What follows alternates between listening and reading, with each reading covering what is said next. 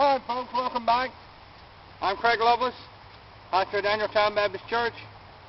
I'm accoutered up inside of my items that I need to go onto the battlefield and make a good show for folks.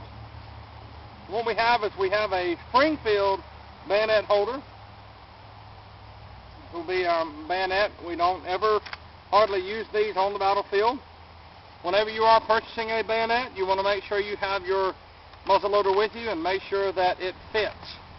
But not all bayonets fit all of the rifles out there. This goes on your left-hand side. Kind of push it back. It will get in your way. Notice you want to have your canteen accessible. Some people wear their haversack strap over the cartridge box strap. I usually put it under because I'm not going to take my haversack off that I know of. Then here's your cartridge box. Inside you'll have 2 tins. In the bottom of one tin you'll have 10 rounds, blanks of course. We don't ever shoot anything out of this barrel except gunpowder. And there'll be 10 inside of a package. Then you're supposed to have 10 inside of your tin, but I usually have about 14, 15, so I'm usually packing about 50 rounds. And then here's your cap pouch. It has your caps in there. And then this is a British Enfield 3-band. 2 bands are frowned upon in the infantry, and most units will not let you use one. They would generally be used for cavalry.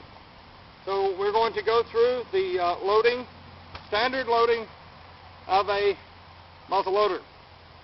Now I'm going to show you with the ramrod and then without the ramrod. Your feet should be in a V according to Hardy's manual. So you will then you'll then take the muzzleloader properly here. Now you may also remember to take it by the wood. You will see a lot of times in reenactments, you'll see leather. I don't use this. I had once before. That was before I knew what I was doing. Some people will put this leather on, tie it like here, kind of like a baseball glove. So that way the hot barrel, because this thing will heat up, it will burn your hand. So then they'll do that, so then that way they won't be able to burn their hand. But what you've got to do is you've got to learn how to handle your muzzleloader properly. Also, something else you want to make sure you get, now you can get a cork one with a brass top on it. I usually just have a wooden one. This is called a tompion, and you want to make sure you have that. Of course, you never leave that on, of course, while you're firing, duh. But anyway, that's to keep dirt and dust and everything else out of your barrel. But anyway, learn to handle your muzzleloader with the wood. Don't handle it like this. Handle it with the wood portion there. So, feet back in a V. We're going to put here and go with our right hand into the cartridge box. We'll draw 1 round. Remember, in any reenacting event, we always go through and we inspect for safety. Safety first. If you hunt with your muzzleloader, we must make sure that you have not packed live rounds, because we don't want anybody to die, even though we don't like Yankees. So, So now, we take our 70 grain, we flip up the tail, we place the tail between the teeth,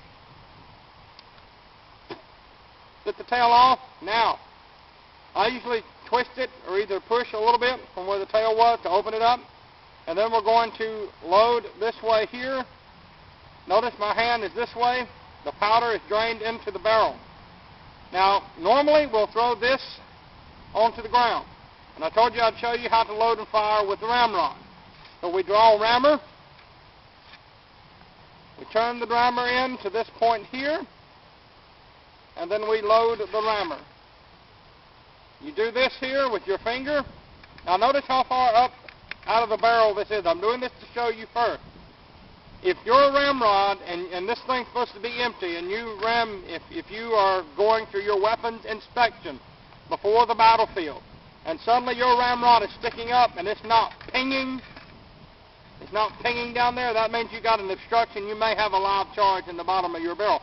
That's why we always go through and we inspect. So now this, I know what I'm doing here. I'm ramming this charge down. This is not live fire. So now I'm going to draw this out as quickly as I can. I'm going to return it to the home spot. Notice I'm keeping my hand clear of the barrel, and I'm not going to do this here to ram it down. I'm going to use my pinky. That was the standard operating procedure according to Hardy's manual. So I've rammed this down with my pinky finger. Why? Because if the barrel gets so hot and it ignites the powder, I would rather lose my pinky than lose part of my hand. Now, according to Hardy's manual, you'll return now. Your feet was in a V. Now you've moved your right foot and you've turned it into an L. You've also turned your body halfway, so now you're in this position. You move your hammer back one click. Notice again, one click. The hammer now, that is at safety. I will now take into my cap pouch one percussion cap. Depending on the maker of the percussion cap, you may have to pinch it a little bit. This part is called the nipple. This is the hammer. I'm going to place the percussion cap onto the nipple. I'll pinch it a little bit so that way it will not fall off. So now this is ready here. So once I have gotten that done, I will come back to shoulder arms. Remember, in your basic, this is order arms on the ground, shoulder arms. So now you're ready. You've primed yourself. This is primed. You now have your cap there, and you are ready. So now we're going to, again, back to prime. Now the sergeant or the CO will say, ready. So now we're going to, as he says, aim. And I'm actually going to point this way up here towards the hill. You can kind of see what's going on. So I'll say, ready, aim, and then fire. Now notice also something else. Some people, they may like to shoot this way. You don't do whatever you want to do inside of reenacting. You always do what the manuals teach you. So it will always be from the right shoulder. So now we notice. Ready, aim, fire. Always remember that once you are finished firing, you remain at that position until reload. So now you reload. Now notice right here, I had wind blowing that back. Now imagine that paper had been on fire, my beard would be on fire right now. Wouldn't that have made a wonderful video? Alright, so now I'm going to turn this way and I'm going to load just like we would actually do on the battlefield. Now notice, we're on the battlefield, we're not going to put anything inside of the barrel except for powder itself. So I'm back, my feet inside of the V. We draw cartridge. And try that out a little bit. Get the powder down inside the barrel, and I'm going to throw that onto the ground. I'm going to come up. Now what if you taste a little bit of powder? Is it going to hurt you? No, it don't taste good. It ain't going to hurt you. All right, so now I'll come back to the safety. Also remember, while you're on the battlefield and you're shooting, you want to make sure that you keep your cap pouch closed, because it's not fun when you spend $15 on 100 caps and you suddenly run around, you walk around, and you lose all of them all over the battlefield. That's not fun at all. All right, so now I'm primed. I did not pinch it. I'm primed. Ready. Aim. Fire. Recover. Reload. Now notice, inside of the war between the states, the average soldier was supposed to be able to load and fire 3 times in 1 minute.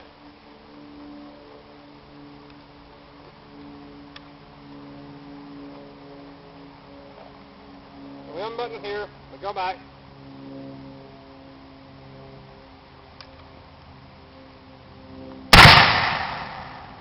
Now this barrel's already beginning to heat up.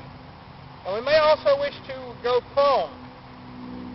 So now we're here in the kneeling position.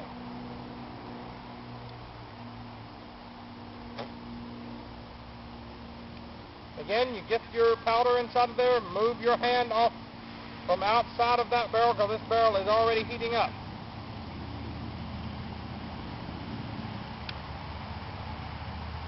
Now sometimes, as you'll notice here, the cap gets kind of stuck there. And you have to try to wedge that thing around some. And now you're ready to fire.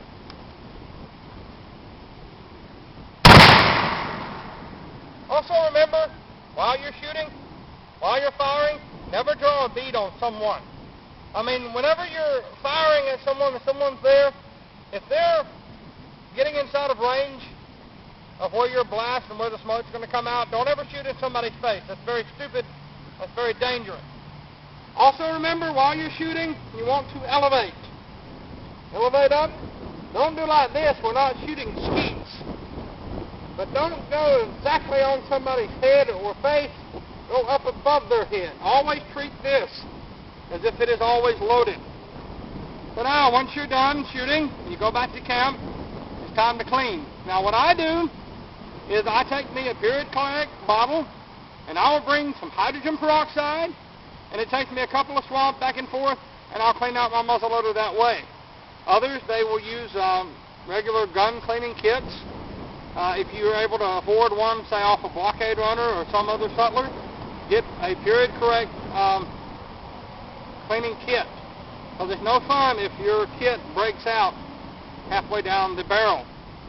Your ramrod actually has on it a threaded end, and there are things you can put on there, not only in addition to worms and so forth, which can extract bullets if you're using that to fire with. Can't get down to shove down. But anyway, this is an excellent weapon. Take good care of it, and it will take good care of you. So this has been the loading and firing demonstration and the accoutrement of an average Confederate soldier here in the 16th South Carolina Regiment. So this is Craig Lewis signing off. Thank you, and God bless you. Thanks for watching.